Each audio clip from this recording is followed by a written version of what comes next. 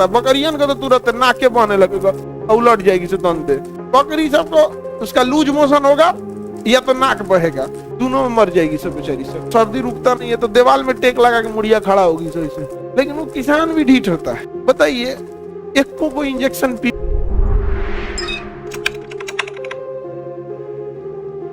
भाई, बकरी गाय भाई तो दंदे मार देगा, वो मरिए जाएंगे सब वहां पे। तुरंत इन सबको देखिए ना ठंडा मारता है, बकरियन को तो तुरंत नाके बहने लगेगा, उलट जाएगी से दंदे। बकरी सबको उसका लूज मोशन होगा या तो नाक बहेगा, दोनों में मर जाएगी सब बेचारी सब। नकिया बहेगा ना तो उन सबको एकदम सर्दी रुकता नहीं है तो दीवार में टेक लगा के मुड़िया खड़ा होगी सही से। एक तो बेचारा किसान, उसकी बेचारी की बकरी गाय या भैंस मर गई तो उसको बहुत लॉस होता है, लेकिन वो किसान भी ढीठ होता है। बताइए, एक को कोई इंजेक्शन पीपीआर का बकरिया को नहीं लगा होता है, वो पता ही नहीं है। जब पता नहीं है तो फिर पता करेगा कौन? सबसे ज्यादा टाइम उसी के पास है।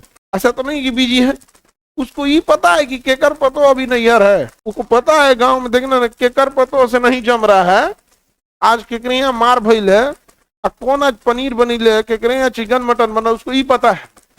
लेकिन पीपीआर का इंजेक्शन मारना है जिससे कि उसको नाक में सर्दी या लूज मोशन ना हो, इससे मतलब नहीं, कोई मतलब नहीं उसके। तो क्या होगा, जाएंगे आप। अच्छा, उन सबको क्या है ना कि इंजेक्शन मारने के लिए मांस में नहीं सक्शन बना के कर दिया जाता है। जैसे हाथ पैर होता है ना, हाथ जैसे बकरी के हाथ पर यहाँ से चमड़वा खींचेंगे ऐसे तो उनका चमड़वा खींचा जाता है। जैसे हम लोग के लिए कपड़ा पहनते हैं, उन लोग का चमड़ा मोटा होता है, चमड़वा ऐसे खींचिए उसी में मार दिया जाता है इंजेक्शन, फिर रख के ऐसे से मिला दिया जाता है। बस उसका जो लिम्फेटिक सिस्टम है खींच लेगा। कोई मतलब नहीं है इस सब को, पैसे भी कोई मतलब नहीं। जिंदा रहना। अच्छा, जब बीमार पड़ जाएगी तब लूज मोशन हो गया बेचारी, किसको? बकरी को। तो केला का पत्ता खिया, अमरूद का पत्ता खिया। ये भाई ये 2000 साल पुराना पद्धति। हाँ, अभी कोई 20 साल पुराना नोकिया मोबाइल यूज नहीं कर रहा है, कर रहा है। टेक्नोलॉजी आ गई है तो आगे बढ़ते रहिए, क्योंकि ना बीमारियों में म्यूटेशन भी होता है, आप समझिए। तो दवाइयों में भी म्यूटेशन होना चाहिए। बीमारियां एडवांस होती हैं। फर्स्ट फेज का कोरोना से ज्यादा खतरनाक था सेकंड फेज का कोरोना। तो भैया आज से 1000 साल पहले अगर लूज मोशन हो रहा था, आप कच्चा अमरूद खा लीजिएगा तो सही हो जाता था, कच्चा केला खाएंगे तो सही हो जाएगा। नहीं समझ में गया? लेकिन जब बीमारियां म्यूटेट करके खतरनाक होते गई तो दवाइयों को भी उस हिसाब से एडवांसमेंट करना पड़ेगा। अब बकरी बच गई तो ठीक है, नहीं तो बकरी निपट जाती है बेचारी। तो हम लोग यहाँ उतना जानवर के साथ कोई ध्यान देता नहीं है। तो किसान भी ज्यादा पढ़ाई वढ़ाई नहीं करेगा। मतलब पढ़ाई का इन द सेंस क्या है कि उसको किताब लेके थोड़े पढ़ना है, जो जरूरत की चीज है उसको ध्यान देना है। आप आगे बढ़े।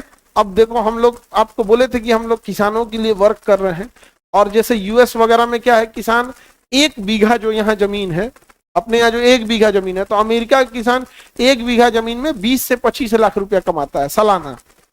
और इंडिया का जो किसान है वो कमा रहा है 20 से 25 हजार। ये भाई साहब 1 बीघा में आप 25,000 से ज्यादा कहाँ कमा लेंगे? निकालो वो ज्यादा है। अगर तुम अपना मेहनत जोड़ लो, जितना पानी चला, किसान क्या अपना मेहनत नहीं जोड़ता है, तो पंपी सेट उसके घरे का है तो पानी का नहीं जोड़ता है, समझे? वो किस चीज का जोड़ रहा है पता है? खाद का, बिया का, ट्रैक्टर से कटाई का जोड़ रहा है।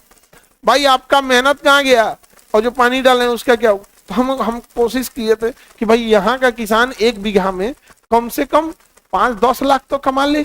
और अगर भारत का किसान 1 बीघा में 5 से 10 लाख रुपया कमा लिया, फिर उसको कोई टेंशन नहीं, वो किसी का झंडा नहीं ढोएगा लेकर। तो हम लोग कोशिश इसी में कर रहे हैं। हमने बहुत सारे अपने टीम मेंबर को, जो हम अकेले कितना काम कर सकते हैं, हमको हर डिस्ट्रिक्ट के लिए एक साइंटिस्ट चाहिए जो एग्रीकल्चर पर रिसर्च करे। उसके लिए हम ले जाते ब्राजील, किसी को गुएना, वेनेजुएला वेनेजुएला वाला का रास्ता हमको यहाँ से निकालिए, यहाँ का राष्ट्रपति को उठा ले गया है, हम लोग का कोई वैल्यू नहीं है यहाँ। तुमके क्या हुआ, क्लास वाला सब बंद है यहाँ का राष्ट्रपति को उठा ले गया। कौन? ट्रम्पा। अनरेव पे हम गरिया रहे हैं, जो हमारा प्रोजेक्ट लेट करा दिया अब किससे हम अपना दुख बताएं कि हम जिसको भेजे थे अपनी टीम को, वहां के राष्ट्रपति को उठा ले गया।